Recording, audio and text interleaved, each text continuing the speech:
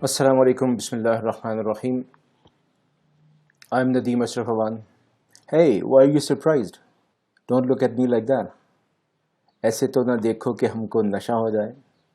This is a new look, right? This is 2020 version, reconditioned version of me. Okay, now don't pay attention to my beauty. You will be dazzled by that. Let's come to today's lesson. Today's lesson is gerund. You know that we are having this series of lessons for the students of FSC, and they are being prepared for the federal board examination. So we have to do everything accordingly, right? So let's go on. First of all, how do you know how to define a gerund? A gerund, as you must have studied earlier, is a verbal noun. When we say it's a verbal noun, it means it's formed from a verb, but it works like a noun. Once again, a gerund is formed from a verb, but it acts and works like a noun. That is why it's called a verbal noun. Now, the structure of the gerund is something that you already know. It's verb plus ing. And the examples of these could be, for example, running, cooking, feeding, playing, etc. So it's first from the verb always plus ing, or infinitive plus ing. That is the form or the structure of the gerund. Now, how do we use a gerund, and when do we use it? In what capacity is it used? This is what you need to know. In other words, we can say that what is the function of a gerund? The first of all, the gerund acts or works as a subject of a verb. Now you know that a gerund is basically a verbal noun, so it must be behaving like a noun. It must be working like a noun. So first of all, a noun is used as a subject of a verb. So similarly, a gerund is also used as a subject of a verb. Secondly, just like a noun, it can be the object of a transitive verb.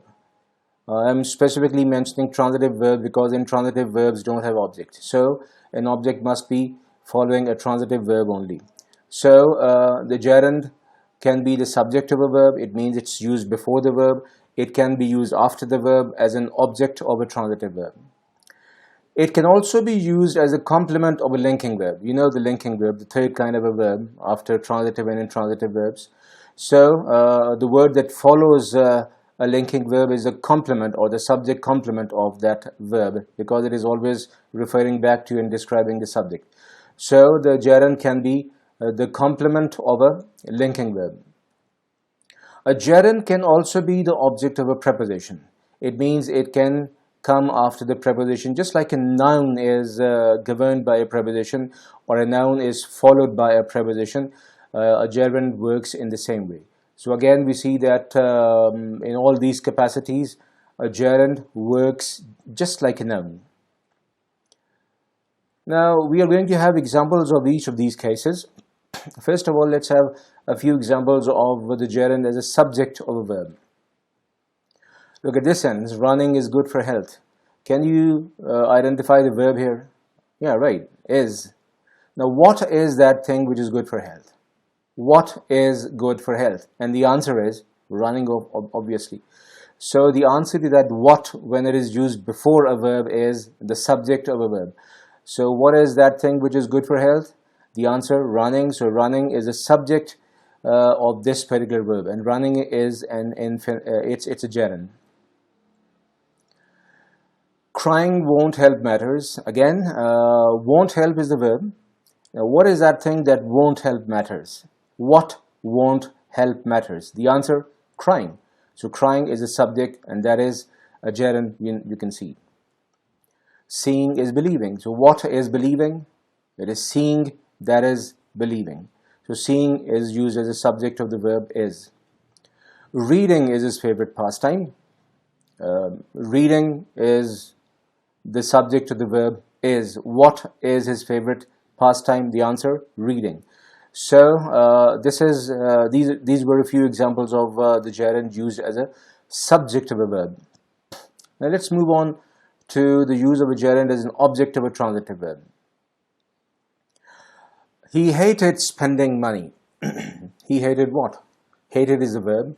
So in order to find out the object of a verb, you need to ask the question what or whom after the verb. So he hated what? He hated spending money. So spending is the object of the verb, hated, that, therefore it's a gerund. Remember one thing. A gerund, because it is formed from a verb, it behaves like a verb as well. A little bit. Now, what I mean by that, it acts like a noun definitely in a sentence, but just like a verb, it can have its own object, number one.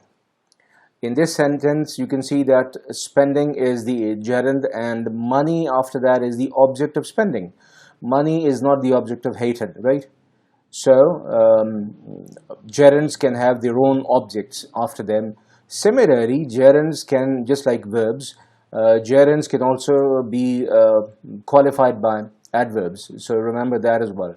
They can have their own objects and they can be qualified by adverbs as well.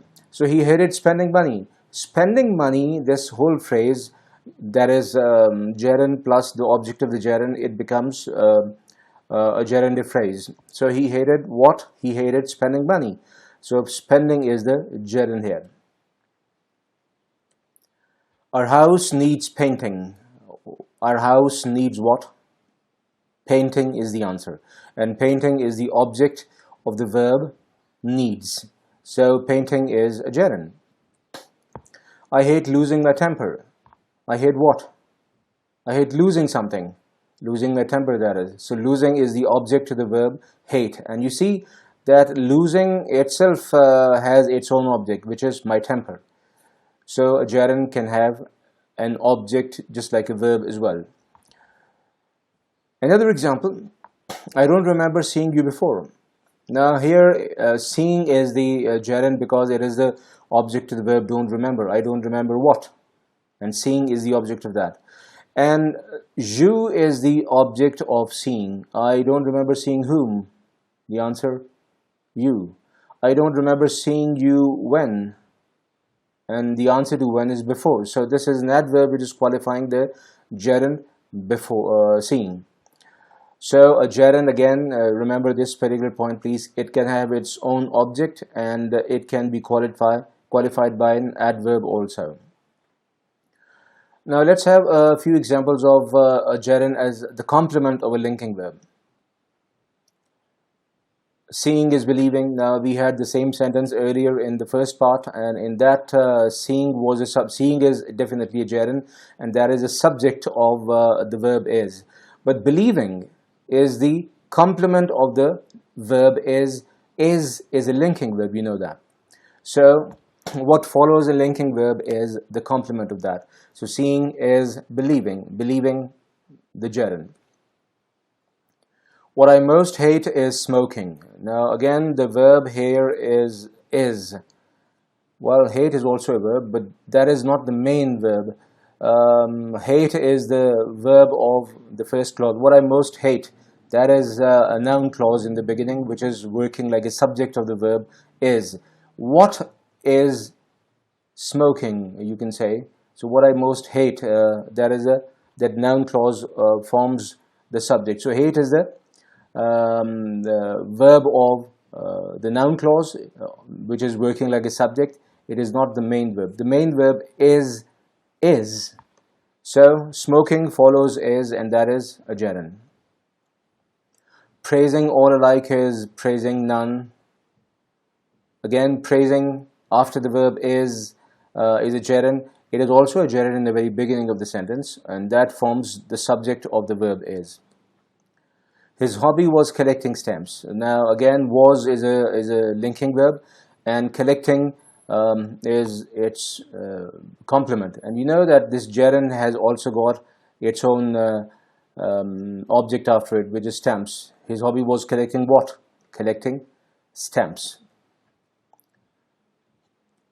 Now it is the gerund as an object of a preposition. Look at this sentence. She was praised for doing her work neatly. Now here you see that doing is used after the preposition for. And here we are going to see that doing is the object of the verb of the preposition for. So she was praised for what? We are not going to use what after praised, which is the verb, but we are going to use what after for, which is the preposition. So we don't have the object of the verb praised here. This verb is already in the passive voice. So she was praised for what? So she was praised for doing something, and that is doing her work. So doing is the object of the preposition for. It is followed by her work, which is the object of the gerund, and neatly is an adverb qualifying doing. He's fond of swimming in deep water. Again, he's fond of what? He's fond of swimming in deep water. Swimming where? In deep water. That is an adverb phrase qualifying swimming. Swimming is the object of the preposition. You can't live without eating. Without what? Without eating. So eating is the object of the preposition, and that is the gerund. You won't do any good by crying. So you see that again the gerund ing form crying is used after prepositions. You won't do any good by what? And the answer is crying. So this is the gerund as the object of a preposition. I hope you have understood the concept of the gerund, and now you will be able to recognize the gerund and differentiate between the gerund and the present participle. In the next episode, we are going to deal with participles, inshallah. Till then, it's Allah Hafiz.